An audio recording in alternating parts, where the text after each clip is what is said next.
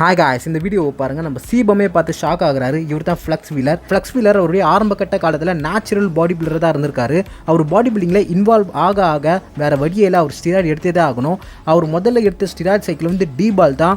ஒரு மாதத்தில் 30 pound muscle வந்து அவர் போடுறாரு. 1999 அவருடைய கிட்னி வந்து ஃபெயிலியர் ஆகுது. பட் ஸ்டில் வந்து கம்ப்ளீட் பண்ணுறாரு. 3 வருஷமாக ஒலிம்பியா டைட்டில் வந்து சேஸ் பண்ணுறதுக்காக. நிறைய பேர் என்ன சொல்கிறாங்கன்னா, அவர் அதிகப்படியான ஸ்டிராய்டு எடுத்துட்டனால தான் அவருக்கு கிட்னி ஃபெயிலியர் ஆயிடுச்சு அப்படின்னு. பட் உண்மையான காரணம் என்னன்னா, அவருடைய பரம்பரை வியாதி தான். இருந்தாலும் ஸ்டீராய்டு வந்து இங்கே ஒரு சின்ன ரோல் பண்ணுது. அகைன் 2017 வந்து கம்பேக் கொடுக்குறாரு. பெருசாக வின் பண்ண முடியல. ஸோ இந்த கட்டத்தில் அவருடைய டிசீஸ் வந்து ரொம்பவே முட்டி போயிருது. ஸோ டாக்டர் வந்து வேறு வழியே இல்லாமல் உங்களுடைய காலை ரிமூவ் பண்ணால் தான் உங்களால் சர்வைவ் ஆக முடியும் அப்படின்னு சொல்லிட்டாங்க. ஸோ இந்த காரணத்துக்காக அவருடைய லெக்கை வந்து ரிமூவ் பண்ணுறாங்க. ஸோ பாடி பில்டிங்காக அவருடைய கால்களையும் அவருடைய வாழ்க்கையை வந்து இழந்திருக்காரு. ஸோ இந்த காரணத்துக்காக தான் ஃப்ளக்ஸ் வீலர் வந்து இன்னைக்கு வரைக்கும் நம்ம தூக்கி வச்சு கொண்டாடிட்டு இருக்கோம். ஸோ பாடி பில்டிங் இன்ஃபர்மேஷன் பற்றி தெரிஞ்சோம் நம்ம சேனல் சப்ஸ்கிரைப் பண்ணிங்க guys.